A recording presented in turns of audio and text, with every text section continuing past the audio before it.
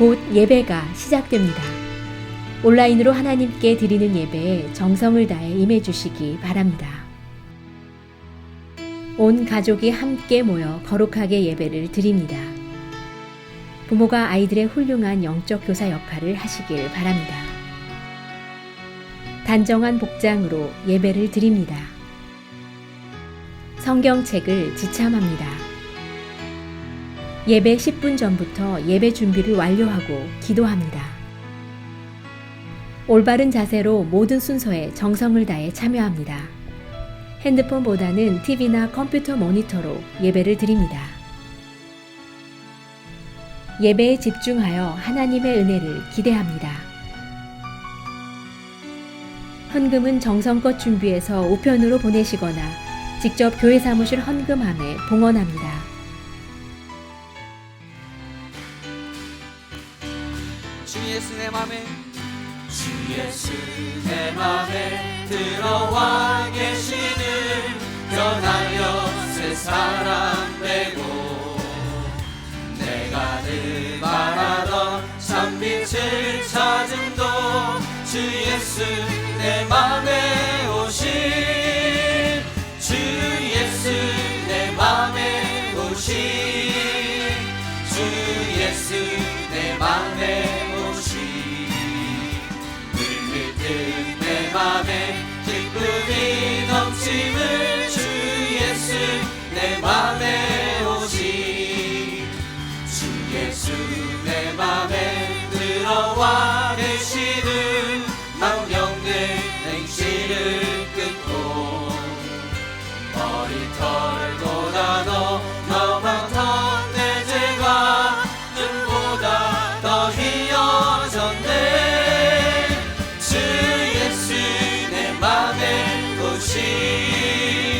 주 예수 내 맘에 오시 물밀듯 내 맘에 기쁨이 넘침을 주 예수 내 맘에 오시 내 맘의 소망을 든든히 가지는 주 예수 내 맘에 오시 의심의 구름이 사라져버림도 주 예수 내 맘에 오시 주 예수 내 맘에 오시 주 예수 내 맘에 오시 물밀듯 내 맘에 기쁨이 넘침을 주 예수 내 맘에 오시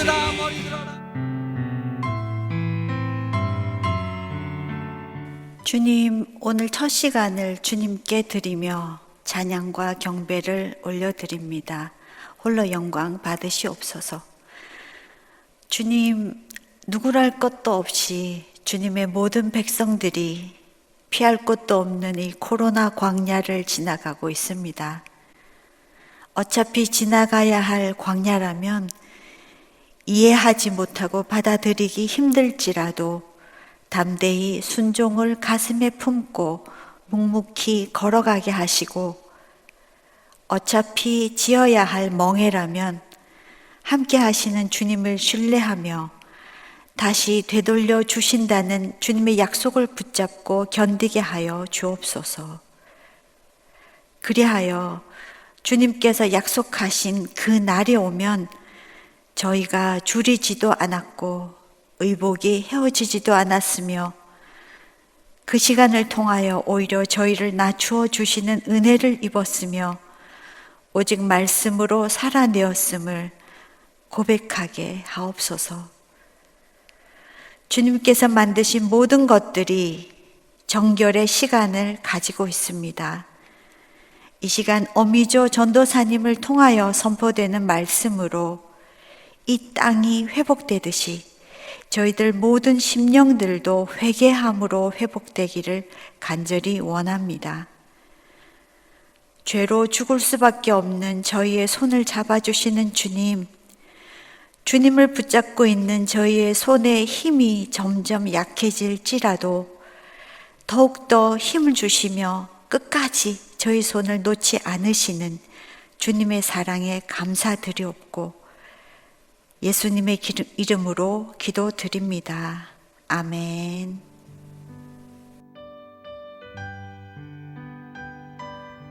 오늘 우리에게 주시는 하나님의 말씀은 예레미야 27장 12절부터 22절입니다. 함께 봉독하시겠습니다. 내가 이 모든 말씀대로 유다의 왕 시드기야에게 전하여 이르되 왕과 백성은 바벨론 왕의 멍에를 목에 메고 그와 그의 백성을 섬기소서. 그리하면 사실이라. 어찌하여 당신과 당신의 백성이 여호와께서 바벨론의 왕을 섬기지 아니하는 나라에 대하여 하신 말씀과 같이 칼과 기근과 전염병에 죽으려 하나이까. 그러므로 당신들은 바벨론의 왕을 섬기게 되지 아니하리라 하는 선지자의 말을 듣지 마소서. 그들은 거짓을 예언함이니이다. 이는 여호와의 말씀이니라. 내가 그들을 보내지 아니하였거늘 그들이 내 이름으로 거짓을 예언하니 내가 너희를 몰아내리니 너희와 너희에게 예언하는 선지자들이 멸망하리라. 내가 또 제사장들과 그 모든 백성에게 전하여 이르되 여호와께서 이와 같이 말씀하시기를 보라, 여호와의 성전의 기구를 이제 바벨론에서 속히 돌려오리라고 너희에게 예언하는 선지자들의 말을 듣지 말라. 이는 그들이 거짓을 예언함이니라 하셨나니 너희는 그들의 말을 듣지 말고 바벨론의 왕을 섬기라.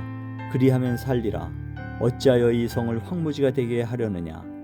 만일 그들이 선지자이고 여호와의 말씀을 가지고 있다면 그들이 여호와의 성전에와 유다의 왕의 궁전에와 예루살렘에 남아있는 기구를 바벨론으로 옮겨가지 못하도록 만군의 여호와께 구하여야 할 것이니라. 만군의 여호와께서 기둥들과 큰 대야와 받침들과 이 성에 남아있는 기구에 대하여 이같이 말씀하시나니 이것은 바벨론의 왕 느부갓네살이 유다의 왕 여호야김의 아들 여고니아와 유다와 예루살렘 모든 귀인을 예루살렘에서 바벨론으로 사로잡아 옮길 때에 가져가지 아니하였던 것이라. 만군의 여호와 이스라엘의 하나님께서 여호와의 성전과 유다의 왕의 궁전과 예루살렘에 남아있는 그 기구에 대하여 이와 같이 말씀하셨느니라. 그것들이 바벨론으로 옮겨지고 내가 이것을 돌보는 날까지 거기에 있을 것이라. 그 후에 내가 그것을 올려와 이곳에 그것들을 되돌려 두리라. 여호와의 말씀이니라. 아멘. 오늘은 예레미야 27장 12절에서 22절의 말씀인데요. 저는 오늘 제목을 위기 앞에서의 절대적인 순종이라는 제목을 붙여봤습니다. 먼저 예화 하나를 소개하면서 말씀을 시작하고자 합니다. 어느 날 한 청년이 성 프란시스 형제회에 가입하고자 수도원을 찾아가서 함께 수도하며 전도하기를 간청을 하고 있었습니다. 그런데 회원들은 그 청년들을 어떻게 받아들여야 되나 고심을 하던 중에 대표가 되시는 프란시스는 그 한 청년에게 한 가지의 과제를 주었습니다. 무슨 과제냐면 젊은이, 저기 배추가 있지. 배추 한 포기가 있는데 저 배추를 한번 거꾸로 심어 보겠는가? 라는 질문을 하였습니다. 참 엉뚱한 질문이 아닌가요? 여러분은 그 자리에서 어떻게 하시겠습니까? 배추를 거꾸로 땅에 한번 심어보라는 그 과제에 무슨 반응을 보이시겠습니까?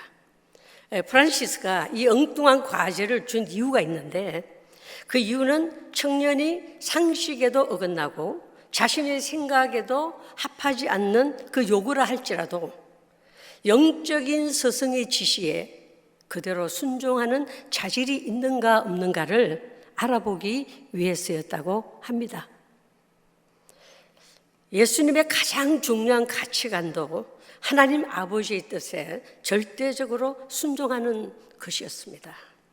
이처럼 하나님께서는 오늘도 절대적으로 순종하는 한 사람을 찾으시는데 그 사람이 여러분 한 사람 한 사람 되시기를 간절히 소원합니다. 형편을 따라 살면 말씀을 믿을 수가 없습니다. 하지만 말씀을 따라 순종하면 하나님이 우리 형편을 도우신다는 사실을 꼭 믿으시기를 바랍니다. 예레미야는 유다가 멸망으로 치닫는 그 어두운 시대에 전달하고 싶지 않은 메시지를 전해야 되는 비운의 선지자라는 별명을 갖고 있습니다. 바로 나라가 멸망할 것이니 침략하는 바벨론에 항복하라는 메시지였죠. 하나님께서는 죄악된 유다를 심판하기로 작정하셨기 때문에 포로 생활을 피할 길이 없다는 것이었습니다. 그것 때문에, 그런 메시지를 전해야 되는 것 때문에 에레미야는 하나님과 갈등을 했고, 전달해야 되는 메시지와도 갈등을 했고, 자기 민족인 유다 백성들과도 갈등을 겪어야 했습니다. 그리고 나라의 운명을 생각하며 눈물이 마르지 않았기 때문에 에레미야 9장에서는 눈물의 선지자라는 별명까지 얻게 되었던 것이죠. 여호와께서는 뽑고 파괴하고 파멸하고 넘어뜨리고 건설하고 심는 메시지를 전하는 자로서 예레미야를 부르셨던 것입니다. 이 모든 것을 삶으로, 메시지로 감당해낸 참으로 위대한 하나님의 대변자가 바로 예레미야이죠. 그리고 하나님은 예레미야에게 또 다른 여러 가지 부탁을, 말씀을 많이 하는데요. 결혼을 하지 말라, 초상집도 가지 말고 결혼식도 가지 마라, 토기장이 집에 가서 토기를 깨트리는 일도 해라, 뱃길을 띄고 배에 두르고 다니게도 하셨고요, 가죽 부대에 포도주를 가득 채우게 하는 그런 행위적인 계시도 하게 하셨습니다. 그런데 이번에는 또 예레미야에게 줄과 멍에를 만들어서 목에 걸고 다니라고 했습니다. 이렇게 행위 예언을 해야만 하는 이유가 어디에 있을까? 그것은 백성들이 영적으로 무지하기 때문에 그들을 조금이라도 더 깨닫고 남유다의 마지막을 준비하기 위한 행위 계시를 하도록 하셨던 것입니다. 그 내용을 가만히 읽으면서 만약에 감히 제가 에레미야에게 비교는 할 수 없지만은 감히 저더러 에레미야에게 명하신 대로 하라고 하셨다면이라고 생각해 보았습니다. 못하시오. 왜냐하면 때로는 평신도로 돌아가고 싶을 때가 있기도 합니다. 사역자이기 때문에 자녀들과 가족들에게 못다 하는 일이 많이 있지요. 그들보다 성도님과 사역에 더 비중을 둘 수밖에 없기 때문입니다. 그런데 저를 처음 전도사로 세우신 우리 김웅민 목사님께서 그때 몇 가지 지켜야 할 사항을 저에게 말씀해 주셨어요. 무슨 말씀이라면은 지금까지 함께 했던 성도님들과 새로운 관계를 맺어야 됩니다 라고 하셨어요. 무슨 관계냐면 가까이도 가지 말고 멀리도 가지 마라, 그것이었어요. 지금까지 아무 생각 없이 대하던 대로 똑같이 대하면 안 된다는 것이었습니다. 전도사는 하나님과 성도 사이, 담임 목사님과 성도 사이의 관계를 잘 연결해 주는 것이라고, 그것이 임무라고 말씀하셨습니다. 그렇게 해야지 한 사람도 소외받는 사역을, 한 사람도 소외받지 않는다고 그렇게 말씀을 하셨어요. 그리고 마지막으로 하시는 말씀이 사역자는 인간적인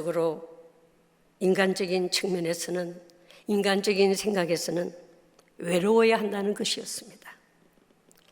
왜 외로워야 될까? 처음에는 이해가 안 되었습니다. 그러나 시간이 지나면서 그 사실이 받아들여졌던 것입니다. 외로워야 된다. 사역의 갈등을 겪을 때도 누구와 함께, 성도들과 함께 그 사역의 갈등을 이야기할 수가 없는 일들이 있기 때문이라는 것이에요. 왜? 성도와 성도 사이일 때는 허물없이 이야기가 오고 가지만 사역자와 성도이기 때문에 생각이 다르고 방향이 다르고 사역이 다르기 때문에 외로워야 한다. 그 말씀이 늘 기억을 하면서 외로울 때마다, 힘들 때마다 부르는 고백 찬양이 있습니다. 저는 주로 신앙 고백을 찬양으로 참 많이 하지요. 그럴 때마다 주님 말씀하시면 내가 나가리다, 주님 뜻이 아니면 내가 멈춰서리다. 같이 부를까요? 나의 가고 서는 곳 주님 뜻에 있으니 오 주님 나를 이끄소서.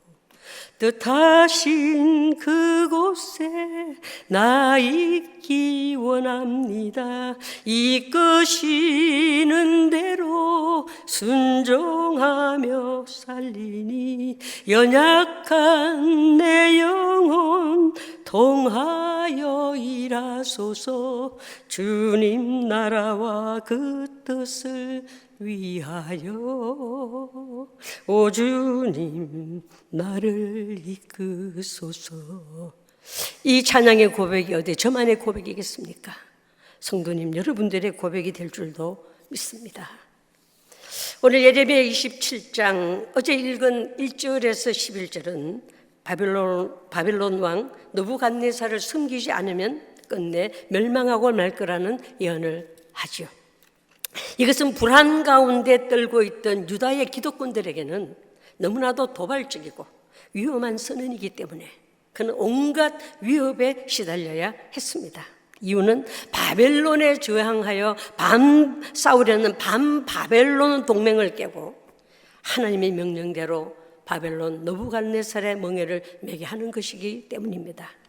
그래 예레미야의 인간적인 측면에서는 정말 전하기 어렵고 힘든 부분을 전해야 하는 입장이었지만 하나님의 말씀이고 하나님의 명령이기에 목숨 걸고 그 사명을 감당하는 모습은 이 시대 모든 사역자들에게 엄청난 도전을 주고 있습니다. 오늘 본문 12절에서 22절에서도 계속됩니다.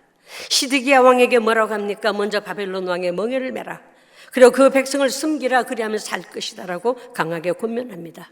왕 앞에서 그렇게 한다는 것은 자기 목숨을 내어놓지 않고는 할 수 없는 행위죠. 그런데 그때 거짓 예언자들이 따라 붙습니다. 14절에 보면 그들은 시드기야 왕에게 바벨론 왕을 섬기게 되지 않을 거라고 말합니다.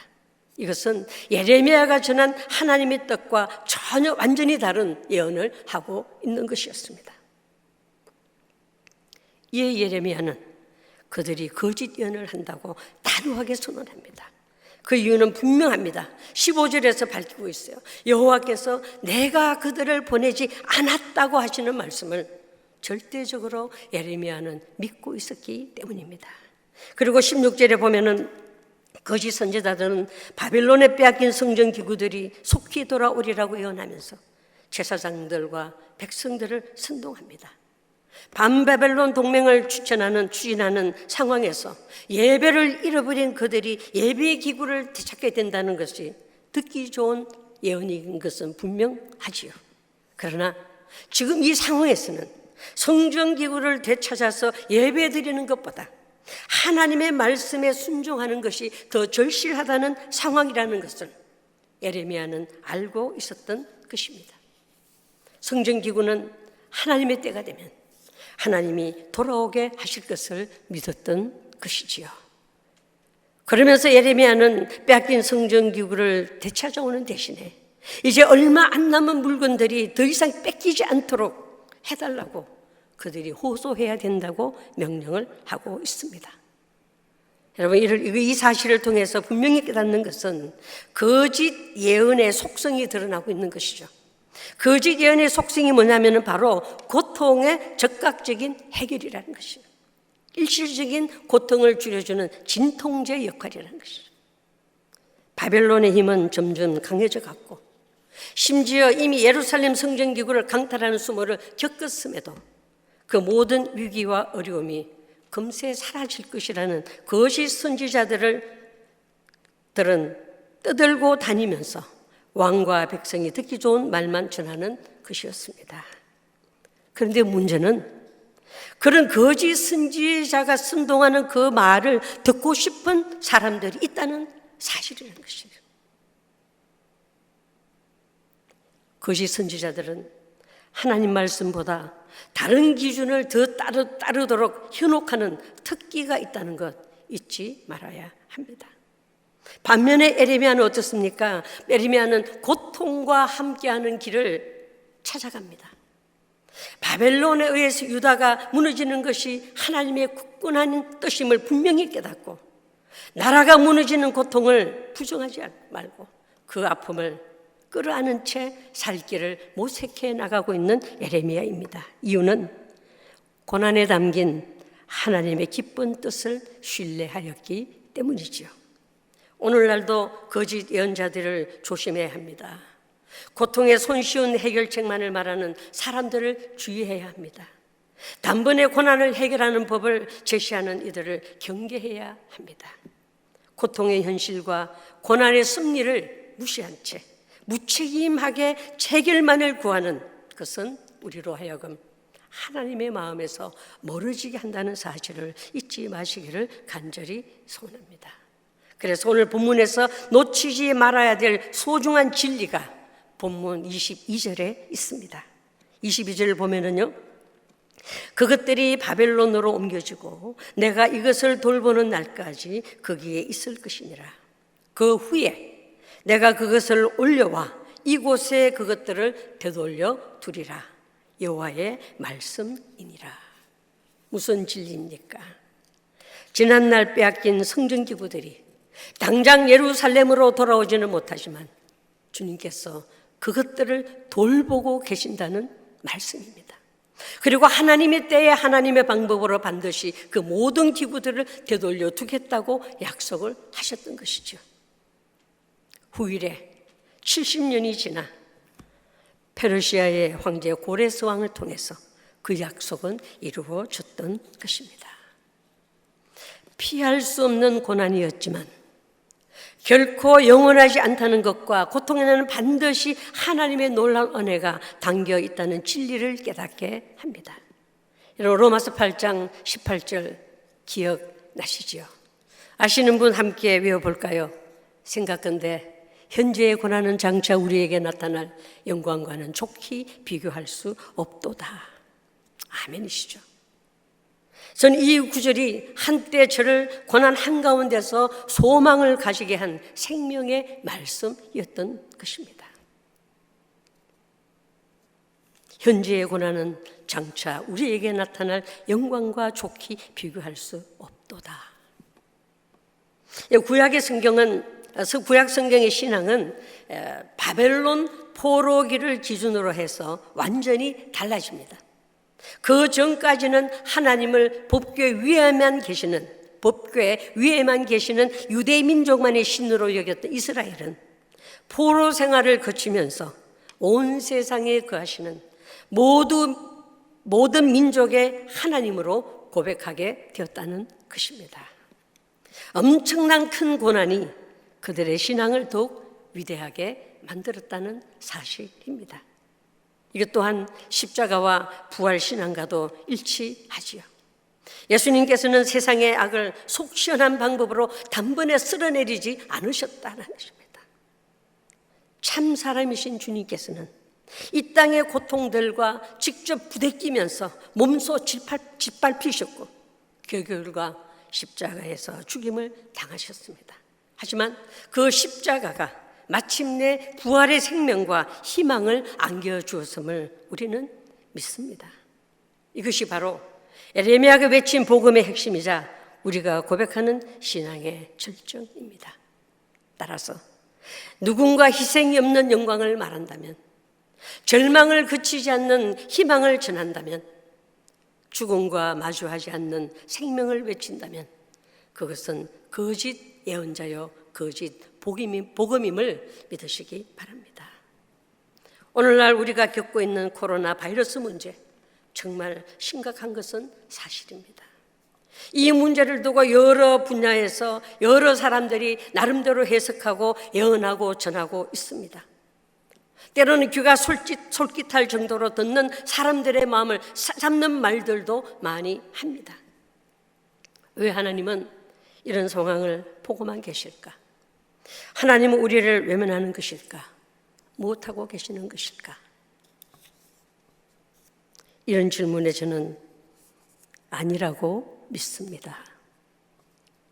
왜냐하면 지난 주간에 전염병이 언제부터 시작되었으며 어떻게 정복되었는가에 대한 자료들을 찾아 쭉 읽으면서 깨닫는 것은 하나님의 일하심은 그 당시에는 드러나지 않았지만 하나님의 종들을 통해서 분명히 하나님은 인류를 위해서 일하고 계셨음을 그 자료를 보면서 다시 한번 깨닫게 되었기 때문입니다.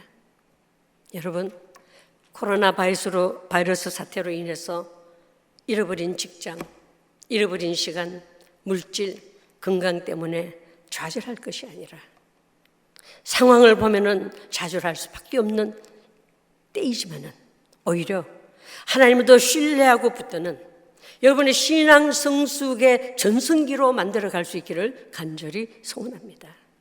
왜냐하면 하나님은 절대로 위기 속에 있는 당신의 백성을 그냥 보고 계시지 않으심을 믿기 때문입니다. 이 기회가 바로 신앙 성숙의 전승기의 기회로 우리에게 허락하셨던 특별한 기회라는 사실 다시 한번 간곡히 부탁드립니다. 하나님이 이 세상을 사랑하사 독생자 예수 그리스도를 주셨다고 했어요. 그리고 독생자 예수 그리스도를 대신 십자가에 못 박혀 고난받게 하셨어요. 아픔과 고통과 절망과 몸부림 속에 함께 하셨으며 인간의 문제를 해결해 주셨습니다. 로마서 5장에 보면 너무나 귀한 말씀들이 많이 적혀 있어요. 뭐라고 되어 있습니까? 우리가 아직 연약할 때에, 우리가 아직 원수 되었을 때에, 우리가 아직 죄인 되었을 때에 하나님이 어떻게 하셨나요? 그의 아들의 죽으심으로 말미암아 하나님과 화목하게 하신 분이 바로 우리 하나님이시니까 우리는 그 하나님을 절대적으로 믿는 것입니다. 그래서 로마서 8장 32절도 가면은 너무나 귀한 말씀, 만일 하나님이 우리를 위하시면 누가 우리를 대적하리요? 그 다음입니다. 자기 아들을 아끼지 아니하시고 우리 모든 사람에게 내주신 이가 어찌 그 아들과 함께 모든 것을 우리에게 주시지 아니하겠느냐. 이 말씀을 꼭 기억해서 신앙의 전승기로 만들어가는 저와 여러분이 되기를 간절히 소원합니다. 하나님 우리 가슴에 안겨주셨다고 했습니다. 가슴에 안겨주신 그 아들과 함께 모든 것을 우리에게 주시겠다고 약속하신 분, 그분이 하나님이시죠.